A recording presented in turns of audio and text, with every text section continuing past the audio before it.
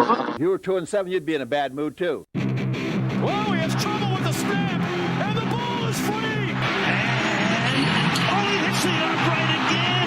That's impossible. Get your mouth shut. Get your mouth shut. Jerk. The Bears' season's going to end on a double doink. If worms had machine guns, then birds wouldn't be scared of them.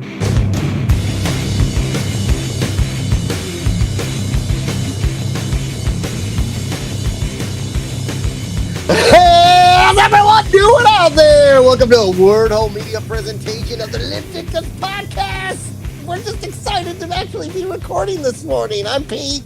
I'm Ryan. Yes, we're having major technical difficulties. We're having major snowstorms. We're having all sorts of shit. We've had to delay this show for 2 days. But it's a good thing because there is so much shit happening. We have the NFL getting sued for being racist to talk about. We have Jim Harbaugh leaving possibly the University of Michigan. We have Tom Brady. His dream job. So weird. We have the GOAT, Brady, retiring. For real. We have a Super Bowl coming up. Bengals and Rams. We have at least I have a segment I want to talk about how that affects the Lions directly. We've got the Cowboys holding on to their entire coaching staff. Is that? Oh, there may be there's some cloudiness. There's some murkiness in there. That's what I want to talk about. So. We've got the Bears replacing their GM and coach with another set of Matts and Ryans, which is kind of incredible. We've got the biggest news of the week. Jeff Fisher is the new coach of my Michigan Panthers. We've got more USFL talk to get to. So, yeah. Did I miss anything for the intro here? No, I don't think so. I mean, in the USFL talk, we'll be talking about the greatest USFL team, of course, the Maulers. Officially the second greatest behind the Panthers right now, but we'll get to that. So, yeah, all right. But I digress. Let's go ahead and kick this motherfucker off. Yeah, we got serious talk to open up the show with. Yeah, racism, lawsuits, huge dollar values on the line, maybe the fall of the NFL. Breaking news this morning that Brian Flores, formerly of the Miami Dolphins, is now suing the NFL for basically racist hiring practices. Yeah. Kind of amazing. You've got the bullet points there. I don't have them like actually in front of me, but I know them. That he basically called the owners out on the fact that there is no real minority hiring practices within the NFL. That there are no minority owners in the NFL. It's a white man's game where all the black people are breaking their backs on the field, basically, so all the owners can sit up above in their luxury boxes and collect the paychecks. We are down to one African-American coach, Mike Tomlin, in the NFL. We were up to like 6 or 7 at one point, which seemed to be progress, and now we've regressed back.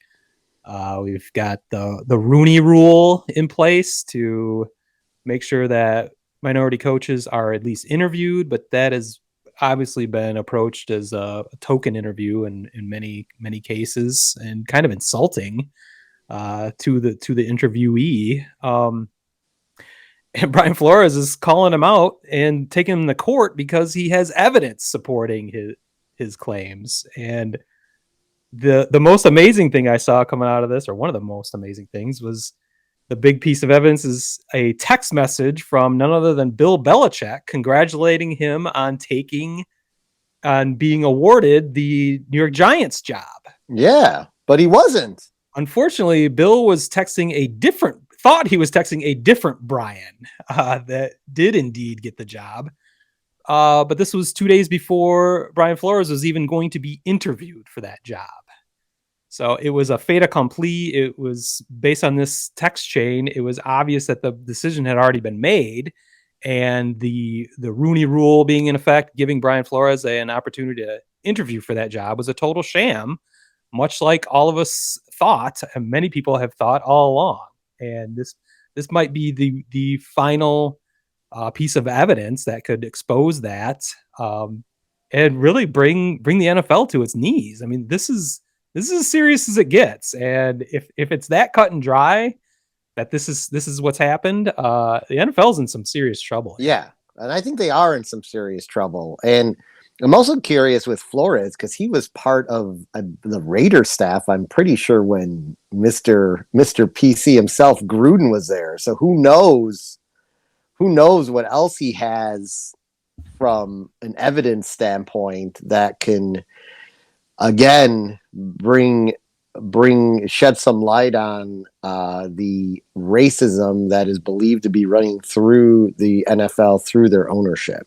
It's not overt, racism right to someone's face. It's systemic racism, and that's what the point you brought up before. It's white owners, not specifically maybe trying to eliminate black coaches. They're just familiar with hiring people that look like them, and they're more comfortable with that. And that's what this is fighting against. So it's amazing. I mean, this news. I mean, I heard something about this on Tuesday. This is Wednesday morning, but the real news is breaking today. So this is gonna be an interesting one to watch. I've often been critical of the NFL in many ways. It's kind of fun to take shots at the largest sports entity in the planet. Feels like.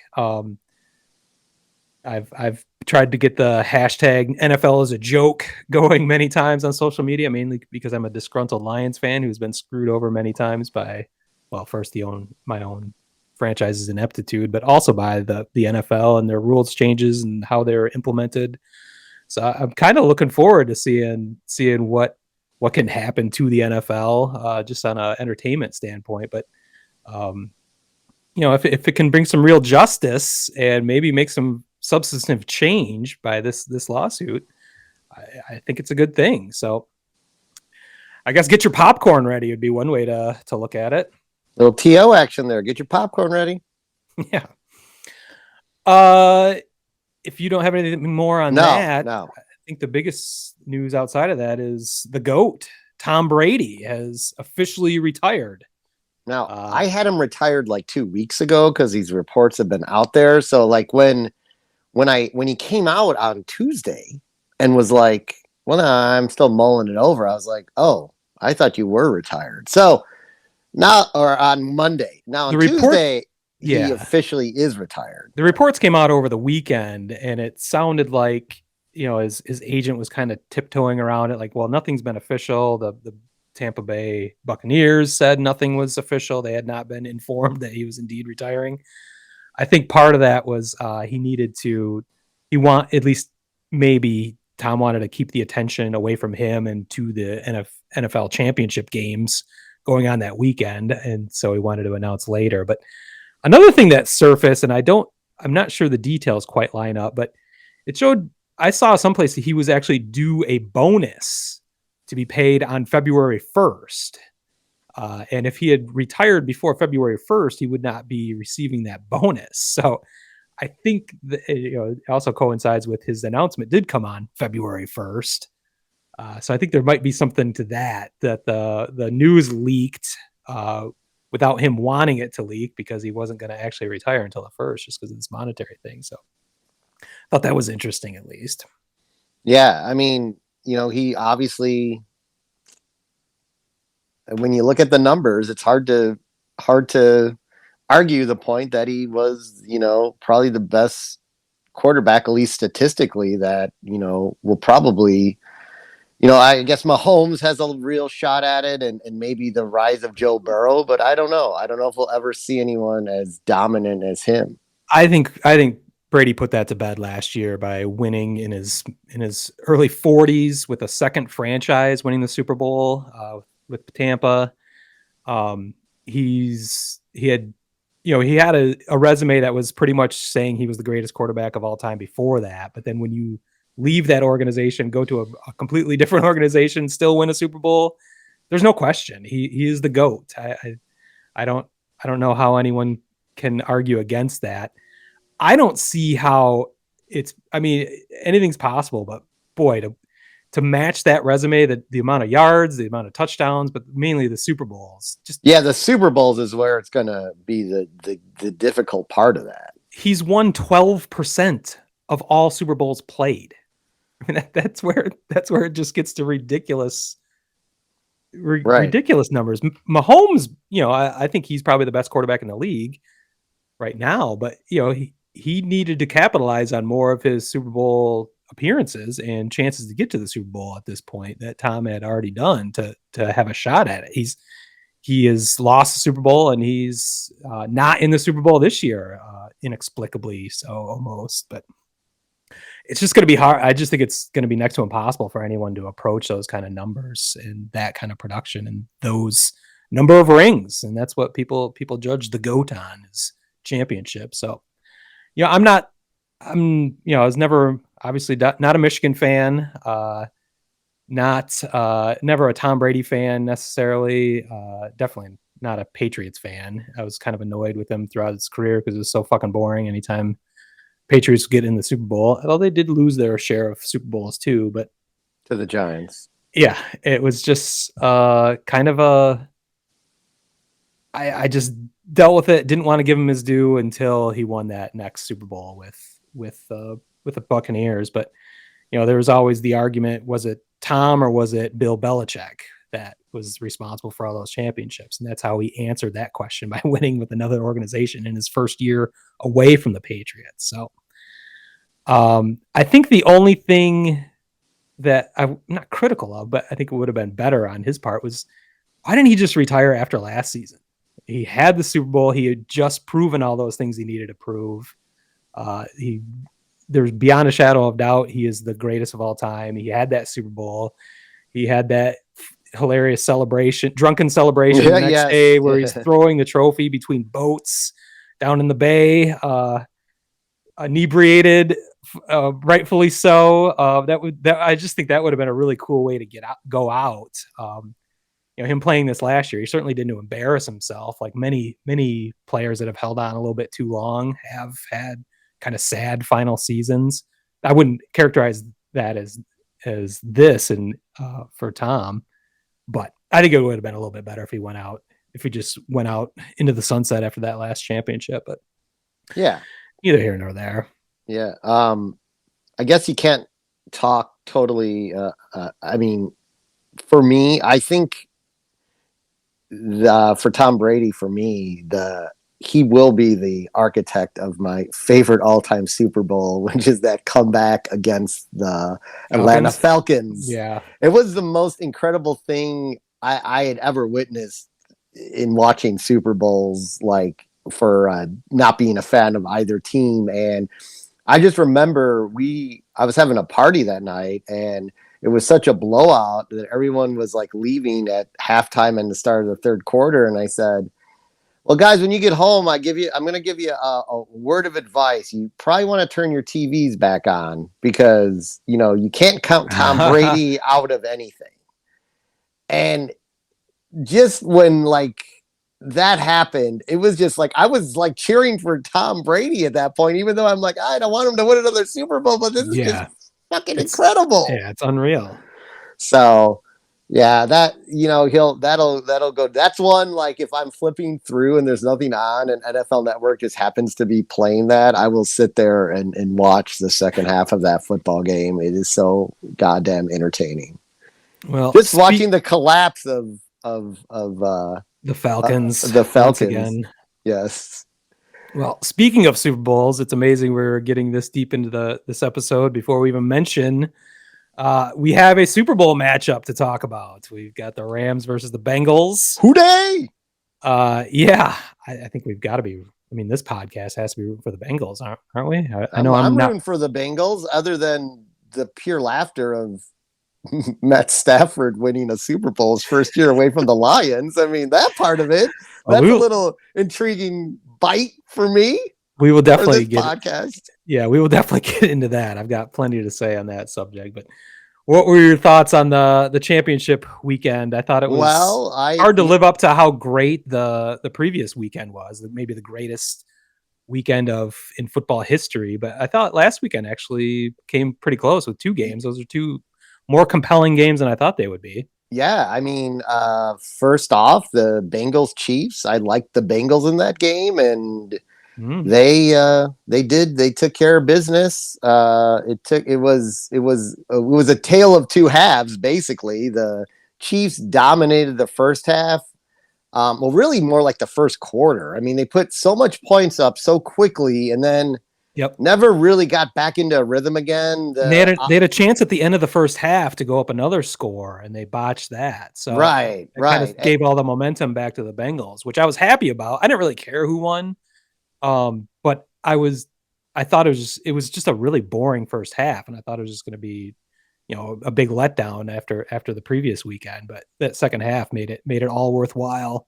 Yeah, football's a game of adjustments, and the Bengals made the right adjustments. And I'll give Patrick Mahomes credit for being able to avoid sacks, but I'll also ping him a little bit for not throwing the ball away when he should just throw the ball away. Yeah, and that got them in. That got him into some trouble. I believe he had 2 interceptions in the game. So the Bengals played their game, and I think the most heartbreaking moment, which turned out not to be, was when the Bengals fight back. We get to overtime, and we're back to the coin flip, and the Chiefs win the coin flip. That's a great point. Yeah, I was sure that they had done what we railed against last week so much and just won on a coin flip, but that's not how it played out. And I couldn't have been happier to see both teams actually touch the ball in overtime, because that is far more interesting, far more just, and far more entertaining. And teams can actually touch the ball and have a chance. And the Bengals, I mean, the KC defense was obviously just too worn down at that point, because Joe Mixon on that last overtime drive just kind of ran at will. He just ran, ran how he wanted to. They ran the ball how they wanted to get down there for like a 12. I think the field goal was from like the 12-yard line or something like that. It was a chip shot. Yeah, and Tony Romo was saying the Bengals are going to the Super Bowl before they even made the kick, which I thought was a little. He was he was very excitable again that game. Very excitable. He was very excitable again. I was laughing a lot at his giddiness. But that game, like literally, I'm like, wow, that one, both Chiefs games were probably the winners of like the 2 best playoff games. At the same time, it kind of goes back to like the Chiefs not being able to close the deal, though, and they've got some things to look at for sure. I mean, it was weird. You mentioned Pat Mahomes, taking a few sacks. He had so much time to throw on so many of those plays late in the fourth and in overtime.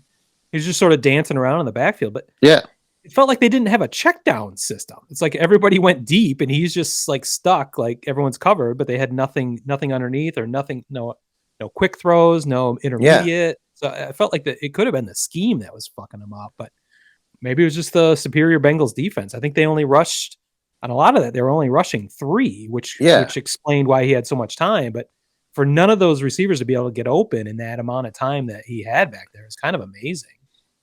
I mean, it was a great counter to a pass-happy offense, just keeping everyone covered up to where he just doesn't feel confident that he can fit the ball in. Now, normally, against a lot of teams, we've seen it. When he runs around like that, all of a sudden Tyreek Hill's running wild down the other side. They lose him. He's running free. He's going across the other side of the field and get like some 40-yard completion. But that wasn't the case. Or Kelsey over the middle. Or that's the beauty of the KC offense, is that they have so many different options like that, and they were all completely thwarted down the stretch. So that, I think Andy Reid's going to be going back to the drawing board on that, trying to figure that out, because I mean, whatever the Bengals were doing, every team in the AFC is going to pick up on and emulate that. So, I mean, I think for if you have a good enough front 4, which I think are probably the teams that the Chiefs struggled with, if you have a good enough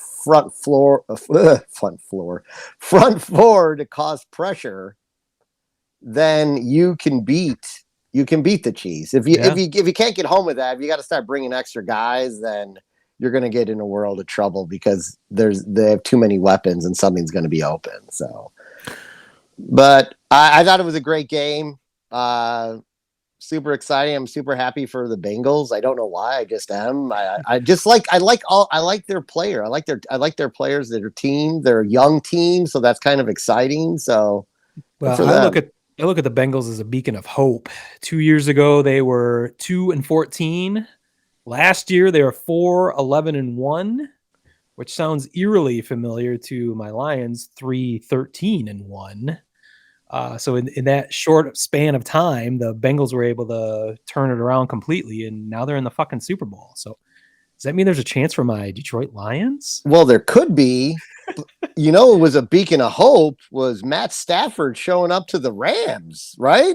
Because now Matt Stafford, 1 year removed from the Lions, is heading to the Super Bowl. He made the Super Bowl on the exact anniversary of the Lions trading him.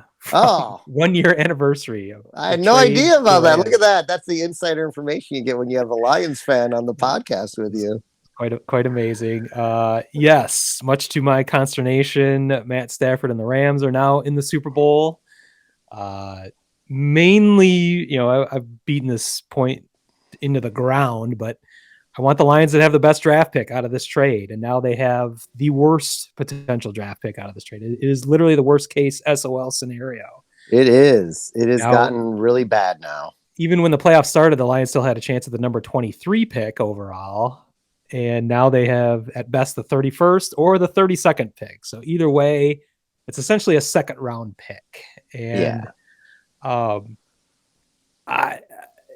it's just unbelievable SOL scenario. Of course, there was always the potential that you trade a good quarterback to a good team in the Rams and they might go to the Super Bowl. The Lions knew that when it happened. That is why they wanted the second first round pick next year as well as a third round pick to insulate themselves from that. But it is literally turning out as badly as this possibly can, as now not only Matt Stafford gets to celebrate going to the Super Bowl, the narrative has now shifted to the point where people are revising history and saying the Lions deserve all the blame for the 12 years of ineptitude while Matt Stafford was there, never winning a big game. It is a bit of an indictment on your organization. I will gladly take that indictment, and I don't want to mince words or confuse people here. I'm not saying by any means the Lions are blameless. I just want Matt Stafford to share some of the blame for the ineptitude. Definitely. And that is not happening right now, and that's what's frustrating when you look at national media, when you listen to Detroit Sports Talk Radio, when you see social media. Matt Stafford is getting all the accolades. Everyone is shitting on the Lions.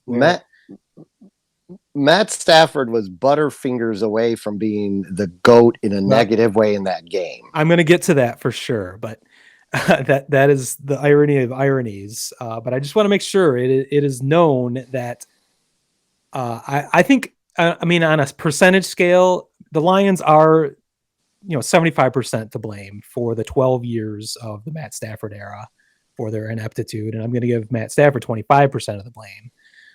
The Lions are the worst franchise maybe in all of sports. I'm not letting them off the hook. they deserve the lion's share of the blame.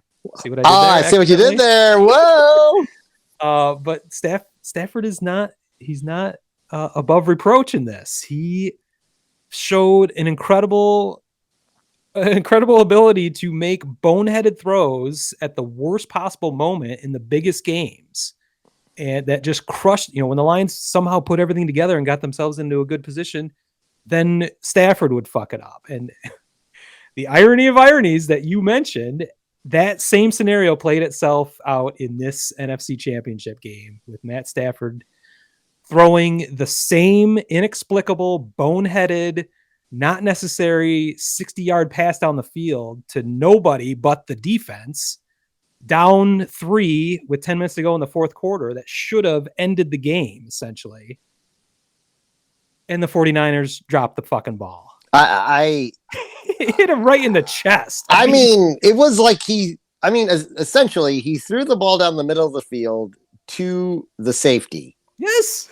Right to the safety. The safety was there. It was like no one even around. He was waiting for it. Yeah, he wasn't even for it. He's standing there like this. Oh my God, I can't believe. I hope I don't drop this. I mean, that's basically. I have seen that over and over again in big games for the Lions over the previous 12 years. And it was playing out the exact same way that I've been talking about would happen with Stafford in these playoffs at some point.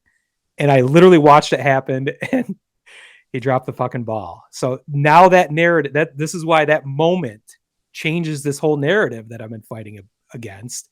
If he catches that ball, then Matt Stafford isn't off the hook. Matt Stafford gets a portion of the blame. It wouldn't shift in my mind either. It'd still be 75-25 Lions, but now it is 100% Lions and 0% Matt Stafford. And that is what I'm frustrated by, beyond getting the shittier draft picks every time he wins. But that is the narrative I'm going to rail against. You're going to see it over these next 2 weeks, week and a half now.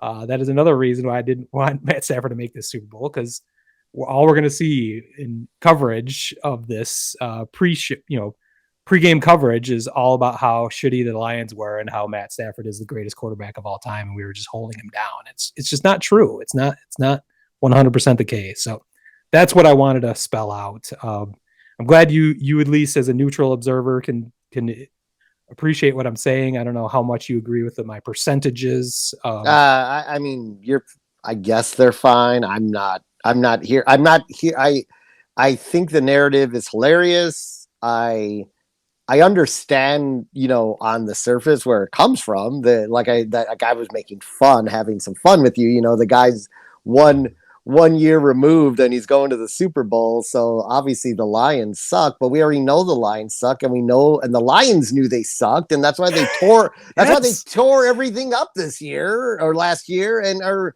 trying to move the football team in the right direction. And it looks like it's going that way. So it's like they finally did the right thing. This is the first time they've ever basically rebuilt and not tried to rebuild on the fly. They sold their greatest asset in an effort to build future assets and build up the team from the draft and through young players. And so I was on board with that. And the fact that they're doing that and it's backfired on them, just not 100%. They're still getting the draft picks, but they're essentially getting a second round pick instead of a first round pick this year.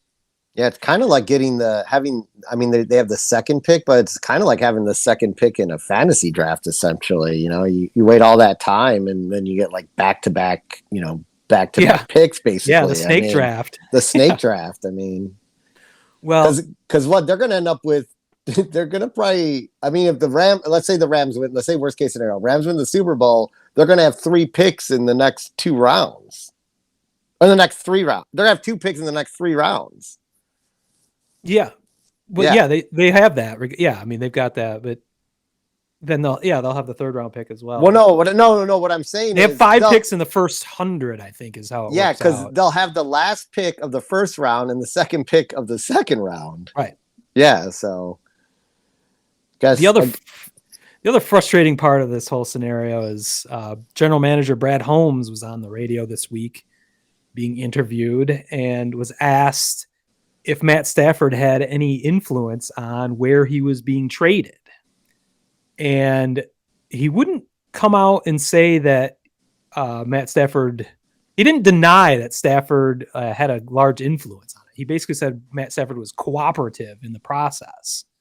So for Brad Holmes not to come out and adamantly deny that Matt Stafford had any role in deciding where he was actually traded to is pretty embarrassing for an already embarrassing organization, that they would let the player decide against potentially the interests of the franchise, where famously the report was leaked that the Lions had the chance to trade with the Carolina Panthers for the number 8 pick in this year's draft. Last year's draft, it was a sure thing. It wasn't based on where the Panthers would finish. They would have last year's number 8 pick. And Teddy Bridgewater for Matt Stafford. And you can measure the value of, what 2 first-round draft picks from the Rams and a 3rd-round pick would be versus the guaranteed 8 number 8 pick last year and Teddy Bridgewater. But now that it's playing out like this, that we're not getting that first round pick, it's, like I said, a second round pick. It makes you question, would that have been better to do? And I think it's pretty obvious it would have been better in hindsight. Granted, that's 2020 hindsight, but what the Lions would have done in last year, quite possibly would have done in last year's draft, is draft Penei Sewell with the number 6 pick. Then they'd have the number 8. They would get Micah Parsons, most likely. Your Micah Parsons, who I know you adore on your Dallas Cowboys. Can you imagine what that draft haul would look like going forward for the Lions? How different that defense would have looked this year with what looks like a generational talent with Parsons there. And, Teddy Bridgewater is, I think probably a step up from Jared Goff, but, we'd be looking for a quarterback in the future anyway. So, right. It just is frustrating that you hear the Lions are still shooting themselves in the foot. They have a bad history with their star players leaving the organization. Barry Sanders famously being so frustrated with the Lions and his future in football that he just quit and sent in his resignation letter with a fax to the Lions. There's still acrimony between Calvin Johnson and the Lions that is still playing out even this season, where he's demanding the signing bonus be returned to him that the Lions took away from him when he prematurely retired. So it almost feels like the Lions were trying to do Matt Stafford a solid by granting him his wish to go to Los Angeles instead of Carolina. But that's almost erring too far on the side of being a generous organization instead of being stingy like they have been.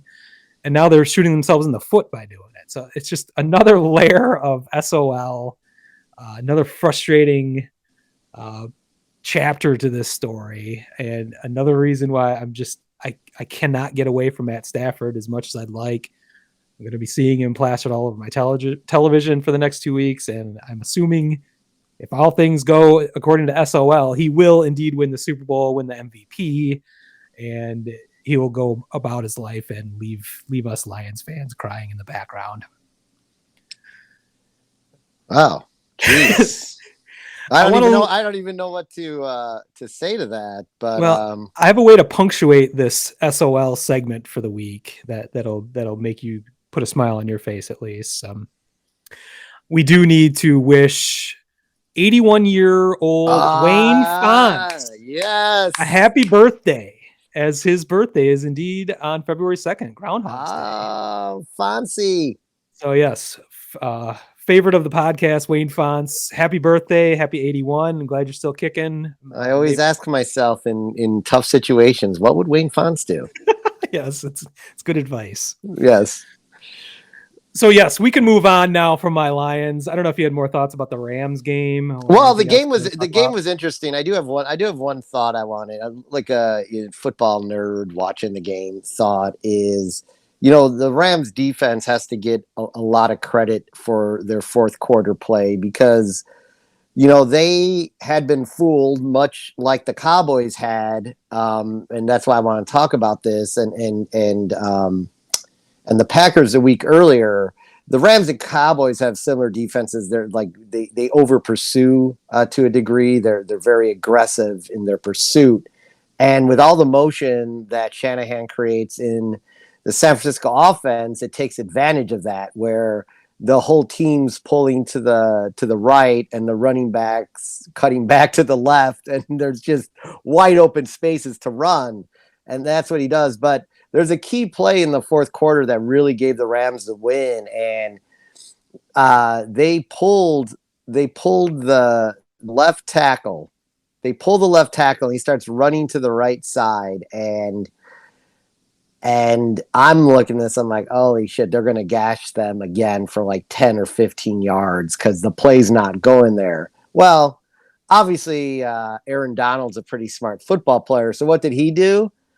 They pull all the motions going to the right side. They hand the ball off, the cutbacks right to the middle, and there's Aaron Donald standing there for a 2-yard loss. That was the fourth down play, wasn't it? Is that what you're talking about? That was a third down play. Then okay. Then the fourth down play was a disaster, and that pretty much iced the win. But like they had run that for success most of that game, like stuff like that. And you got to give them kudos for recognizing it and adjusting it. Something that for 2 weeks in a row we saw teams not be able to do. Yeah. So I just wanted to comment on that because I was really impressed, like how they for 3 quarters they couldn't quite figure it out, but when it really mattered the most after their team had fought back, they took care of business. So that's all.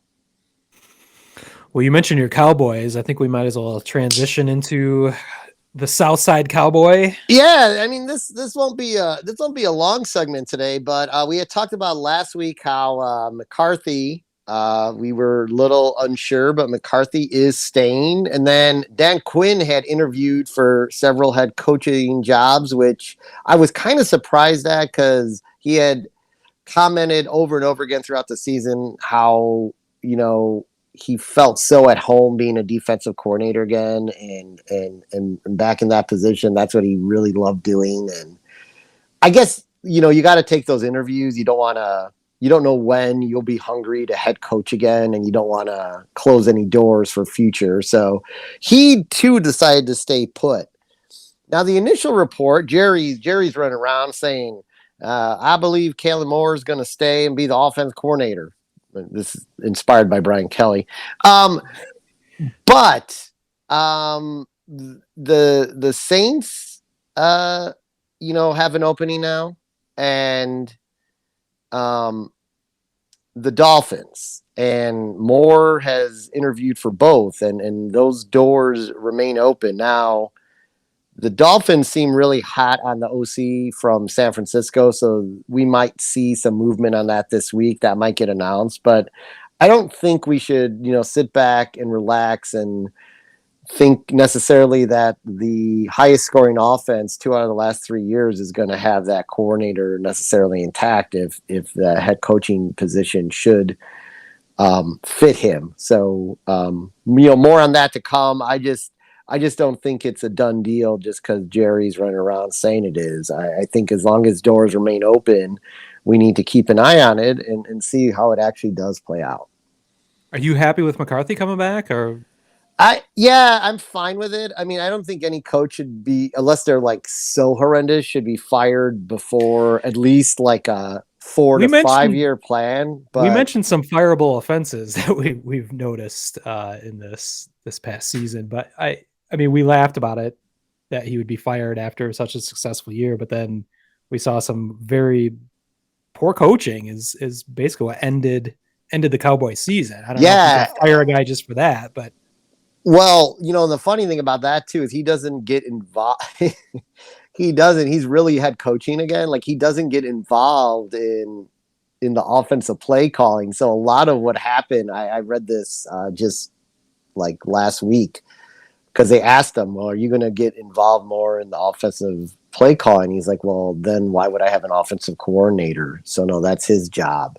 So It's kind of a little bit on kind of passing the buck there, though, isn't it? Kind of on Kellen Moore now that that play gets called, and obviously he can override it too. Though he can say, "God, no, that's not." But just the situational unawareness, the poor execution in the critical moment. Yeah, I mean that's got to come back to the head coach at some point. It comes back to the head coach, but at the same, and I'm not.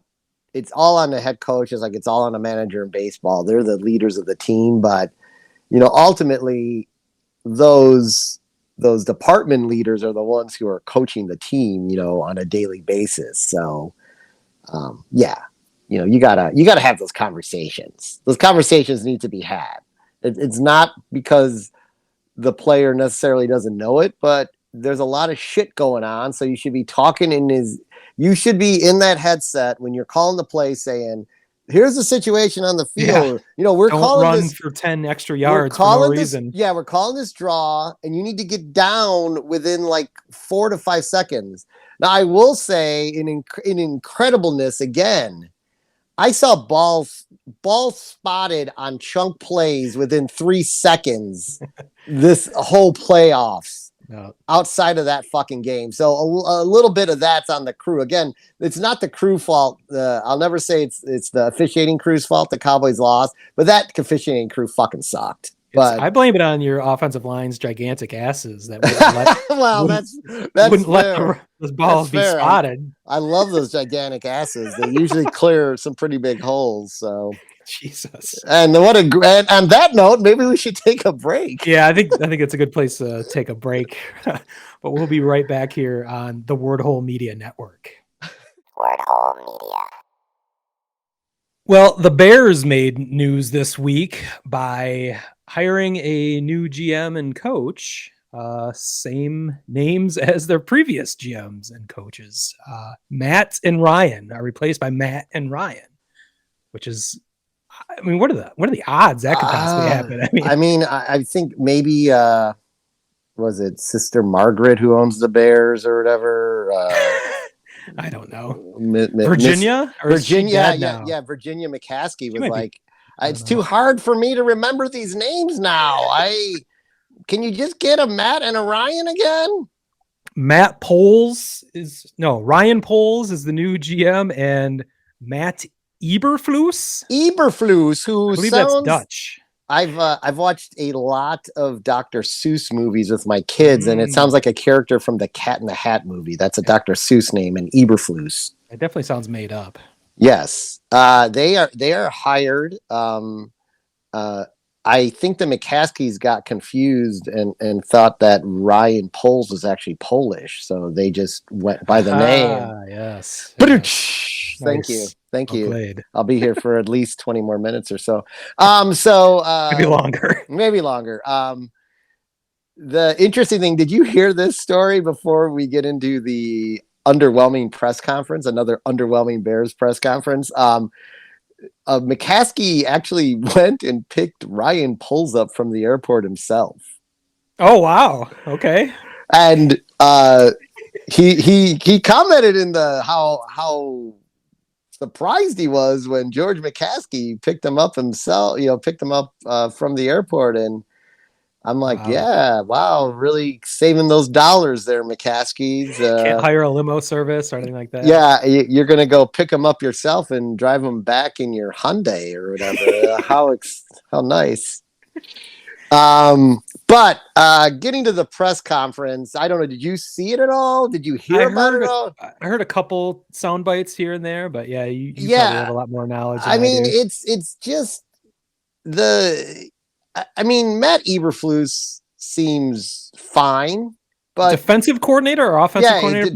Defensive coordinator, and so it's getting back to when they last had their most success was when Lovie Smith was there. Lovie Bear, as John Madden liked to call him every now and then. Mm-hmm. Lovie Bear just made a great call,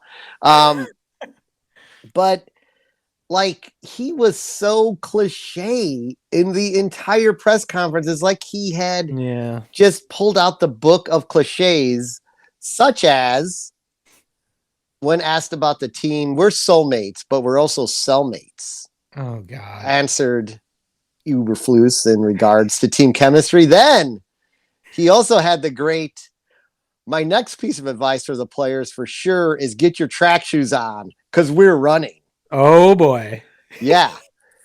So he's another one. He's already laid down the Mike McCarthy gauntlet. So it's perfect for going right to the Bears after this. He said, I'm the head coach here. I'm gonna leave the offensive play calling to the offensive coordinator, the defensive play. So he's gonna be the figurehead. He's not gonna get involved like Nagy did. He's gonna be the umbrella above it all, making sure his house is in order, according to his comments. So we'll see how that goes for him. Poles had one interesting comment, which I don't think it's up for grabs with the impending rumors again of one Aaron Rodgers going to Denver, which is the whole reason we thought they drafted Patrick Surtain last year. which originally made me cry as a Cowboys fan, but then I didn't have to cry because thanks to that, we ended up with the best defensive player of the rookie class. So anyhow, I digress. He said, how do we get back on the Cowboys? Well, he always got, all roads lead to America's team. We're going to take the NFC North and never give it back. He comes out fighting. We're taking the North. Ryan never giving it back. Is taking the North and never giving it back. He's missing out on the fact that there's a storm rising in Detroit. Oh God. Don't put that on us. There's something else we are going to be talking about in a few minutes going on north of Chicago also. I mean, I think the only thing in question is, what is the future of the Packers, which does then essentially it opens up the North for all those teams. But it makes, at the same time, Aaron Rodgers leaving might not make any sense, because why would he want to leave the NFC North? He is in the perfect position to dominate a division for as long as he wants to dominate a division. As every team is now rebuilding, has restarted. The Lions have a 1-year head start on the Bears and Vikings. But I mean, other than the acrimony we've seen play out between Rodgers and the Packers over the last couple of years, his motivation is not, it's got to be pretty small to get out of the shittiest division in football. So yeah, I can see why he'd look for greener pastures, potentially in Denver. I think Denver seems to be the landing spot for all, future Hall of Fame quarterbacks after their long-term relationships are ending. Case in point, Peyton Manning, and he's ending his career in Denver and winning a Super Bowl. So right, the precedent is there, but yeah, I don't know why he's so keen on Denver. Why that's such a landing spot for him. But what it also does is Devontae Adams is like, well, I'm not going back to the Packers if Aaron's not there. Right. So that really, then that's a team in turmoil then, because you've lost your two biggest weapons. So we'll see what happens. But you got to in a way, you got to Poles' he came on with the throwing the gauntlet down, on that. The exact opposite of rah-rah boy. So yeah, I mean, I don't have any ground to stand or a leg to stand on, considering my coach has the famous biting kneecaps quote. So I don't think we're going to take the North. Taking the North, we'll never give it back. They're never giving it back. That almost sounds like something from Game of Thrones or something. It's very Game of Thrones or Lord of the Rings or something. Yeah.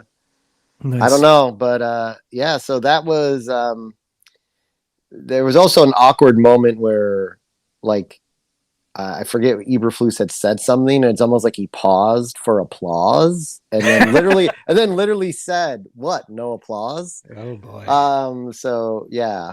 Well, speaking of awkward and the NFC North, Jim Harbaugh is on a plane flying through a blizzard to get to Minnesota for his second interview for their head coaching position, which makes things rather awkward in Ann Arbor, as their beloved savior is jumping ship, or at least looking for greener pastures, as seemed like he had his dream job of dream jobs, going back to his alma mater, self-proclaimed. Being the head coach. I mean, basically a godlike figure there who can do no wrong, even though he has done very little. He finally did beat Ohio State this year and is immediately parlaying that into an NFL job as soon as he possibly can, because he knows he will be exposed as the fraud I have called him from day one that he is. He finally gets one big win and gets the fuck out of Dodge, because he knows he has no shot against Ohio State next year, as they certainly had a down year defensively. He still has a losing record against his in-state rival, Michigan State Spartans, who have now won 2 years in a row. He did get his Big Ten championship and his win over Ohio State, and now he's getting the fuck out of Dodge. And I think it's just hilarious and very predictable that, the charlatan that he is, the used car salesman, the 3-card Monty, he is now doing everything he can to get the fuck out of Michigan. To go to the Vikings, though, I thought is kind of strange. We've heard him rumored to be a candidate for the Raiders job, which I thought had some plausibility. He's had ties to the Dolphins job, mainly because the Dolphins owner is a Michigan alumni and obviously has ties to Jim Harbaugh. But the owner has said he would not be the one to take Harbaugh away from his alma mater. We'll see if that plays out. But I guess I'm surprised that Harbaugh would be interested in the Vikings job, or maybe maybe this is his best opportunity just to get the hell out of Michigan before he's exposed for the fraud he is. Yeah, it is. I agree with you on the Vikings. Like, I was like, where is this coming from? Like, there's landing spots that make sense for people, like you just brought up. So I'm not going to repeat what you just said, but yeah, this one doesn't make any sense outside of the fact that this is his best option to get out of Dodge before suddenly they're a 2-10 team again, and this program isn't as great as everyone thinks it is. So, well, more to come on that. The other question is, and awkward as everything involving Jim Harbaugh is his personality certainly lends to awkwardness. If this doesn't happen, if he doesn't go to Minnesota, how does he come back to Ann Arbor? How does he come back to Michigan at this point? Well, I mean, you'll get the bullshit like, well, I would have, I'd be, you have to explore all opportunities presented to you. So, That's just the playbook. I just wanted to, see what was out there. And whether he gets picked or doesn't get picked, it'll be spun like he chose to stay in Michigan. So that's, and we all know that if he doesn't get picked for this, since he's going back for a second time, that he does want the job, or unless he would have stepped out now. So I think it's a moot point because he's getting the job. If not there, he'll be in Miami most likely. So I think he's out the door. So we'll cover that as things progress. The next question is who would replace him as Michigan's head coach, as no one has a good option at this point, and that was the main reason they were going to be stuck with him going forward. They had already hired their golden child, the savior, and now he is leaving. So most likely, so it'll be fun to watch as both of us are self-proclaimed Michigan haters, so we'll find out. And I've never liked Jim Harbaugh at all, so it makes it all so much easier.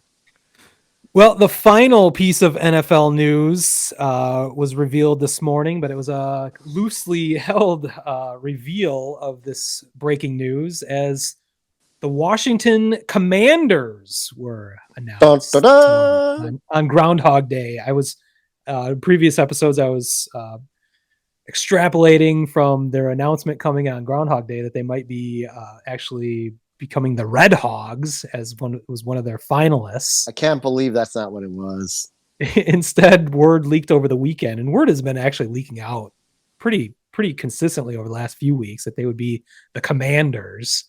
As like logos have leaked, and then merchandise leaked, and eventually the Joe Theismann was even on the radio. Theismann,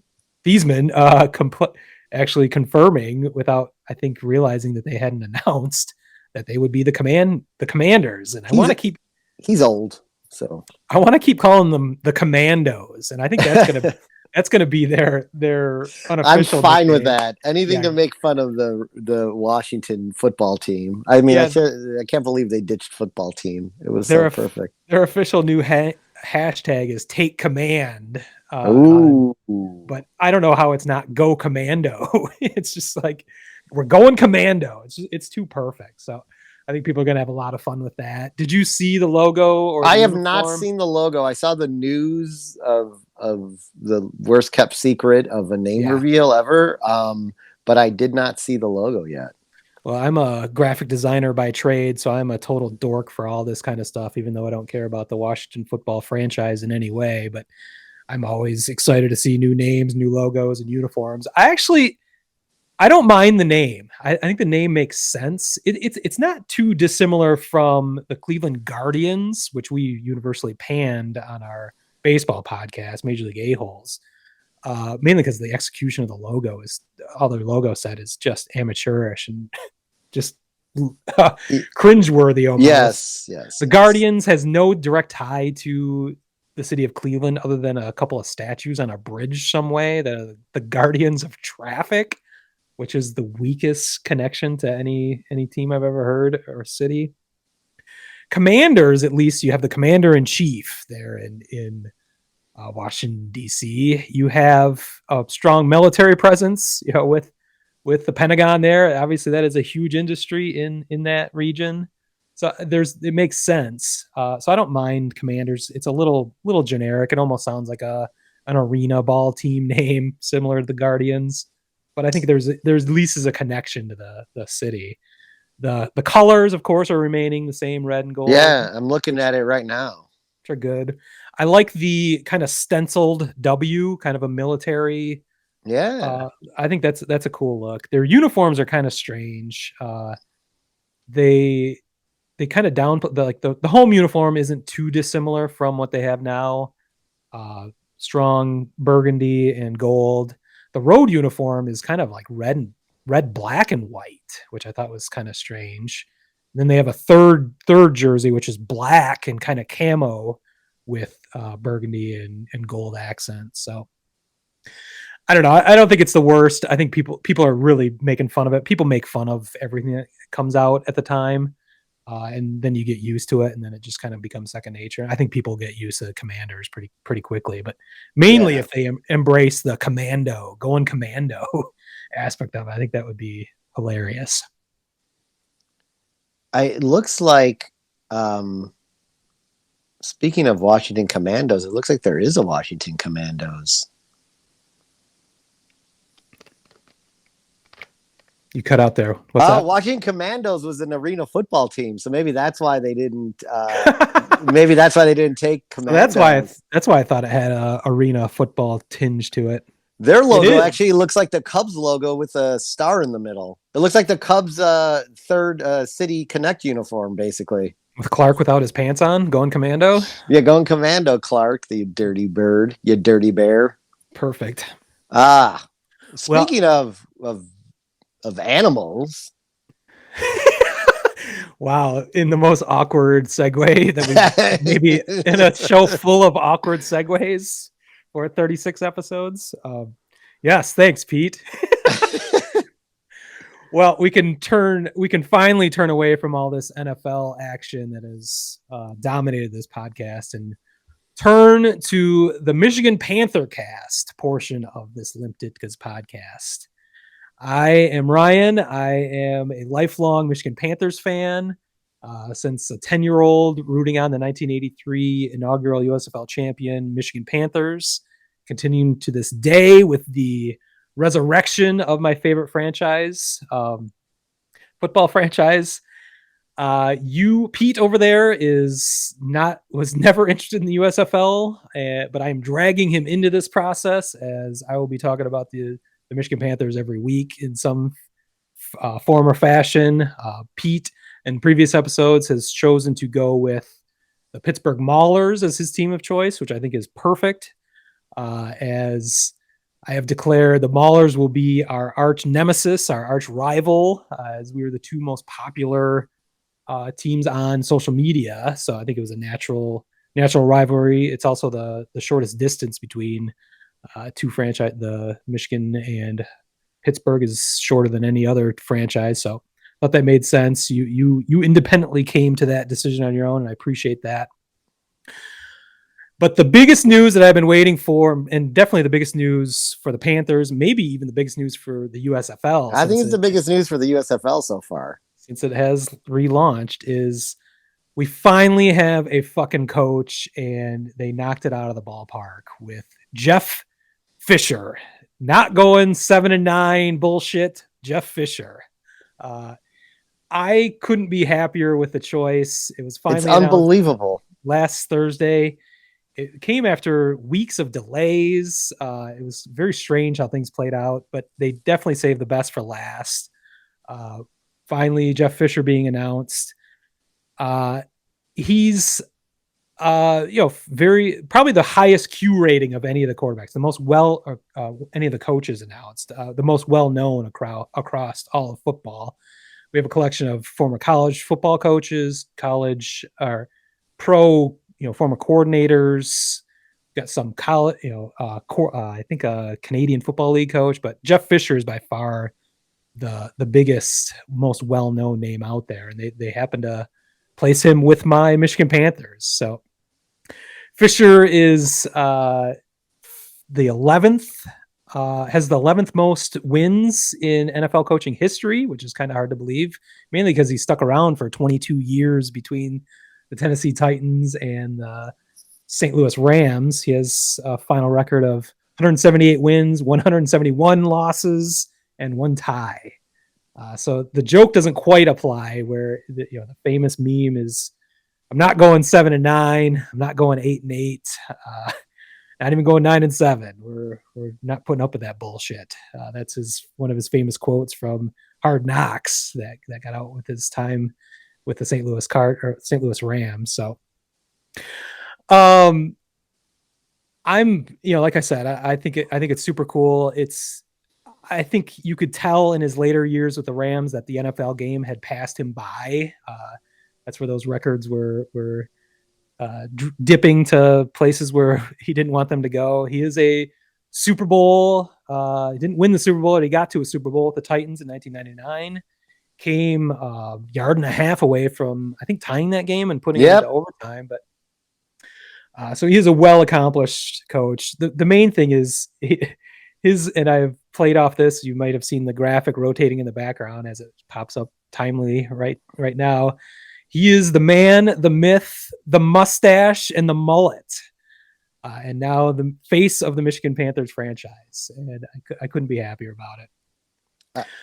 I'm just shocked. And here's why I'm shocked. I know you said, maybe the NFL game had passed him by, but I guarantee if he said he was interested in coming back to the NFL with all these vacancies, like he could be coaching the NFL if he really wanted to coach in the NFL. The NFL is famous for retreads, so yes, I could totally see that. But he's not. He wants, and this is interesting. Like, the NFL, they're the spotlight, but he is choosing to get back into coaching by going to the USFL, and I think that should be noted. It should really be noted that he's just like, you know what? I'm done. I'm just done with the NFL. Well, and he even in interviews lately says, he still has his falls open. Not that he'd be going to be coaching in the NFL necessarily, but obviously, but this feels kind of like a retirement job almost, where the USFL is only a couple months in the spring. He can do what he wants in the off season, in the long off seasons. Right. I think it kind of feels that way. I did mention that the NFL game passed him by, and I think that's pretty obvious by the end of his tenure in Los Angeles. Eventually, the LA Rams is where it finally ended. But that doesn't mean that the game of football has passed him by. And that's where I think, an experienced coach, a defensive coach, with that kind of resume could be a dominant presence in a league like the USFL that is building itself up from scratch. So I think it uniquely positions the Panthers in a stronger place than any other franchise in the USFL right now. So I couldn't be happier. The Q rating part of it has played out already in that the Michigan Panthers have taken over in social media followers over your Pittsburgh Maulers. We're now approaching, I think, 17,000 followers on Twitter, which is almost doubled in the last week. It was 3,000 more than they had the previous day after the announcement. So you've seen that. So we have taken over the lead from my hated Maulers over there. It's also helped the Michigan Panther cast. Our Twitter followers we've crested the 483 mark, and I keep pointing out 83 followers as I want to get to 1,983 to commemorate our inaugural championship So we're 1,500 away from that as of this morning. Well, there you go. We may have picked up a few more this morning. You never know. You never know. So yeah, you've seen the graphic in the background. I've got all sorts of new merchandise posted, t-shirts, sweatshirts, mugs, pint glasses with the myth, the man, the myth, the mullet, the mustache, Jeff Fisher right there. For those of you viewing at home. So go to limpditkas.com for all that. But Limpditkas. In other USFL news, it was announced last week that the inaugural game on April 16th between the Stallions and Generals will be simulcast on both Fox and NBC. 2 of the 4 over-the-air waves major networks are going to be showing the USFL, which is kind of amazing. And that has not been done in 55 years, as Super Bowl I was the final game to be simulcast on 2 networks. So I think that's interesting. I mean, that helps, just again, the credibility, the exposure. It shows that NBC is equally committed to a league that is owned by its rival Fox. I think that just shows some major strength, and it shows that they do not suffer from similar weaknesses that previous spring league suffered from, which was trying to get themselves exposure and get themselves on television. I forget which league it was, but they had to pay to be on the air. They were almost like an infomercial, where we have the ownership from Fox and the 100% buy-in from NBC with this product on the field. So I think that's really going to help with the exposure. Another part of that exposure came this weekend during I believe it was during the NFC Championship game. Yeah, it must have been during the NFC Championship game, where a 30-second USFL spot came on and was broadcast to the 50 million people watching that game, which is just an astounding number. I believe you even saw that commercial and noted it. I did. I saw the USFL commercial and went like, whoa, this shit is for real. Nice. It was a funny commercial too. Like, the guy was at a restaurant and he couldn't think about anything but football, playing off the fact that we need more football. That's where the idea of spring football fits perfectly. So a little bit of other news, some tidbits leaked about the forthcoming USFL draft, or also known as the player selection meeting, awkwardly. Sounds like there's about 3,000 players in the pool already for that selection meeting. And it's been stated that 5 to 6 players on each of those rosters will be recognizable names. They have enough players that you will recognize to populate throughout the league, which is another important thing that this new venture will need. Is it's going to have some recognizable names beyond Jeff Fisher. The players are going to have to be recognizable. So I'm encouraged by that idea that you're going to at least know a few of the players. They're not going to be household names necessarily, like we saw with the first USFL with Herschel Walker and Doug Flutie and Jim Kelly and all those, even some future Hall of Famers. But maybe Tom Brady. I made that joke on social media. Maybe that's why he retired. Yeah, he needs to get out so he can have his spring cleared, so that Jeff Fisher can pick him up and make him back to his Michigan roots and take us to another championship. He needs a 9th championship. I think that makes perfect sense. So really drive home the GOAT. Well, they also announced your coach in previous weeks that we have not talked about, Kirby Wilson.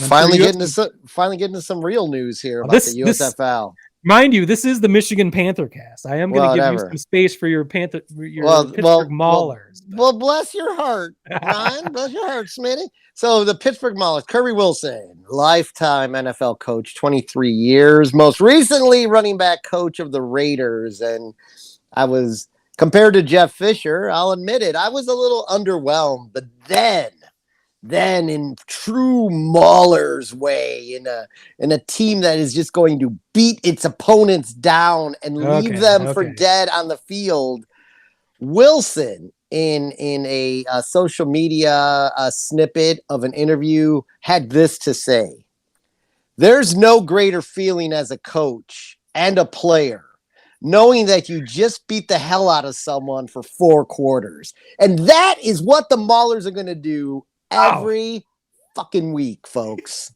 And that's why I picked the Pittsburgh Maulers, not just because of a great name. It's a good name. That means total destruction, basically. But because of that attitude. They're bringing the foot in football. Wow. Okay. Well, I appreciate your participation in this, at least. It's going to be fun. I think you're going to get excited once you see the rosters come through. That'll be in late February. So in about 3 weeks, I think it's February 22nd and 23rd is that draft or player selection meeting.